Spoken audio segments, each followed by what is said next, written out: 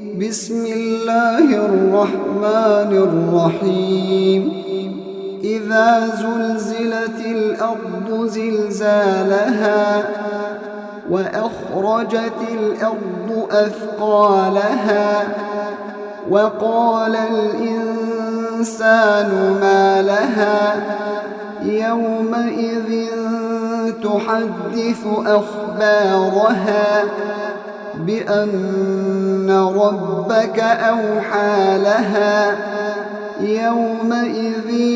يصدر الناس أشتاتا ليروا أعمالهم فمن يعمل مثقال ذرة خيرا